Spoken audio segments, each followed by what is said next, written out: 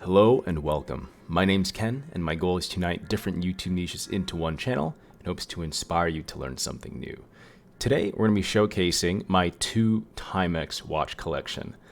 In this video, we'll be going through each watch, discussing why I bought it in the first place, and we'll talk about its case dimensions and the pricing. So hopefully one of these, or both of them, will make their way into your own collection. Wristwatch check of the day. We are wearing the JLC monoface reverso. I do adore this watch. It's my favorite dress watch in my own collection. But today we will be discussing Timex. So let's start with my second favorite watch. It's gonna have to be this GMT here.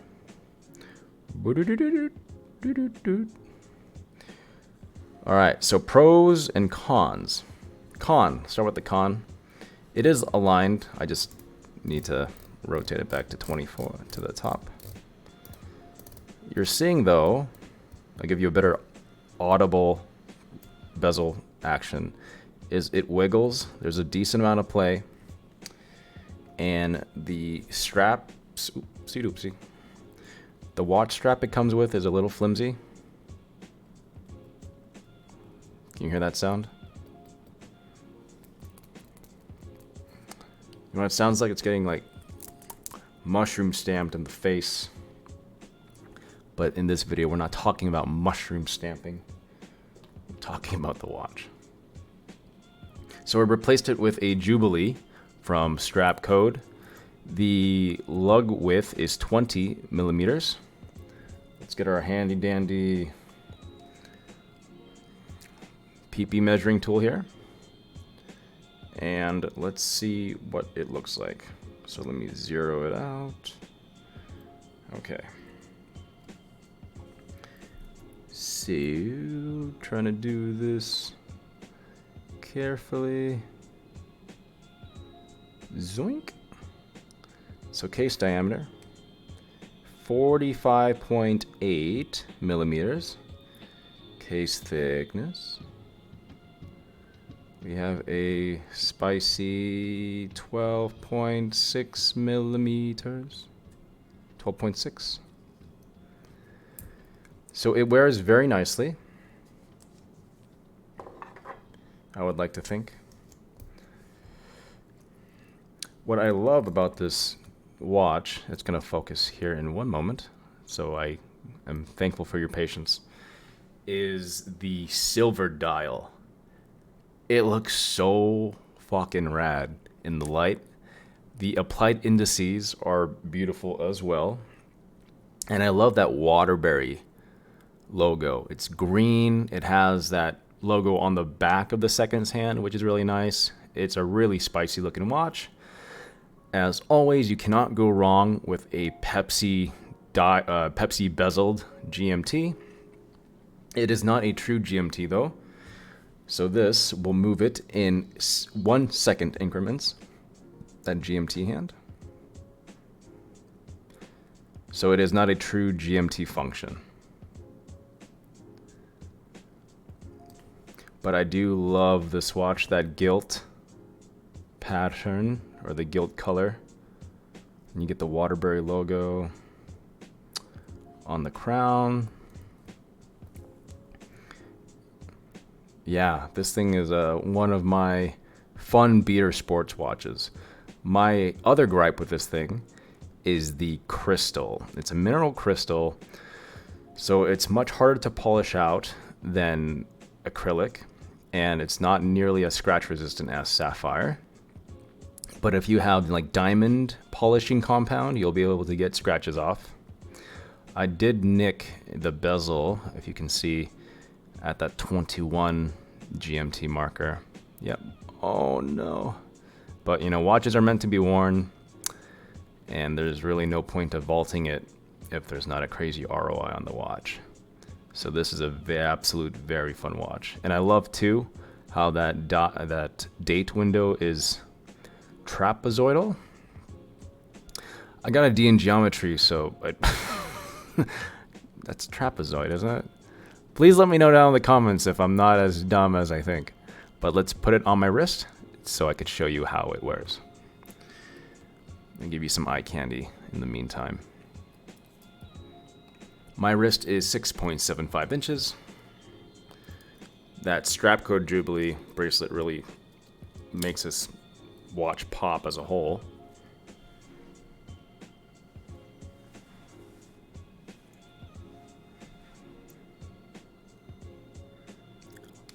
It's a nice watch.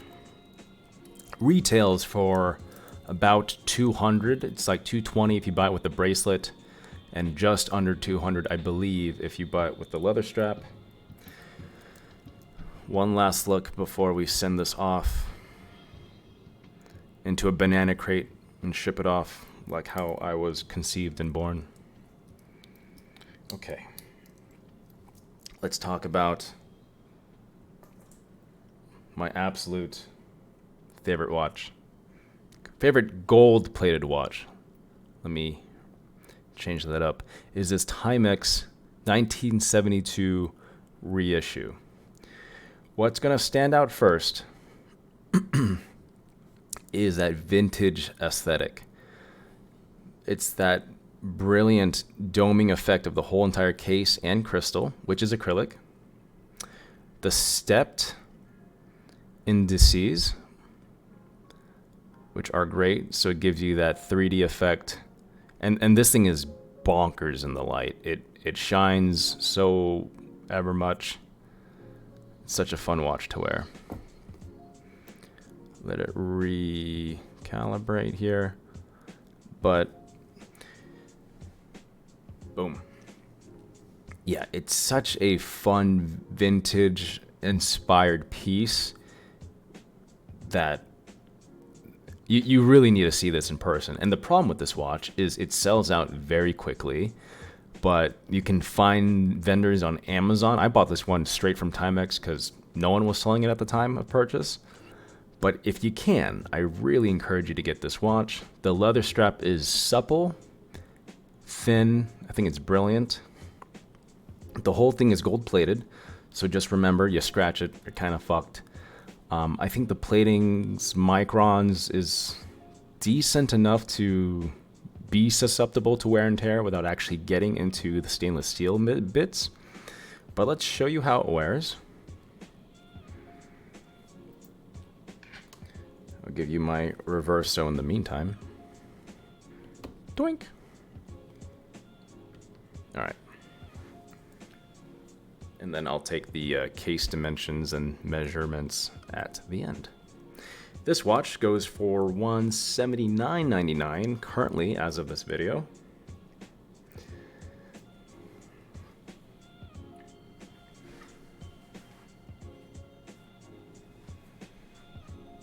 It really pops.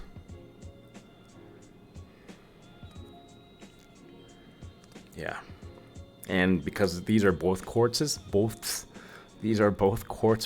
they're going to keep immaculate time. So let's get into the dimensions. There is so much clutter here on this desk. Okay, let's get the PP measurement out. Let's go time. Don't want to scratch that case. Open up, Buttercup. With consent. Ugh. Alright, boom.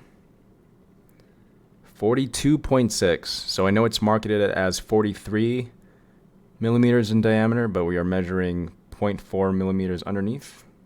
And it's a thick boy, because you got that crystal and domed case.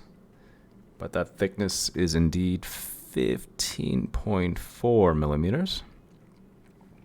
I'll tell you, it does not wear too well under a nice fitted dress cuff.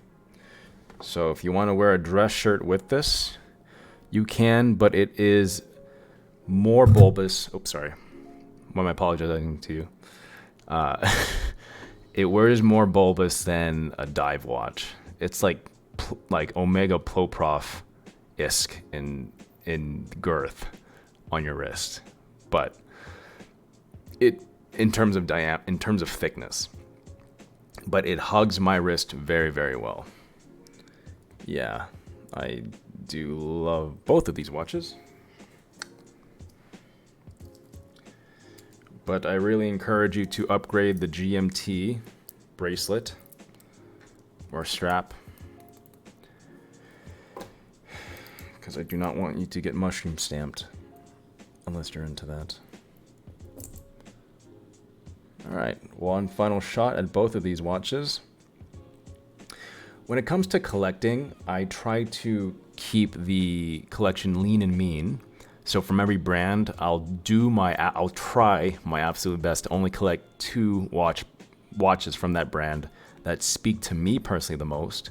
So that way I can explore other brands.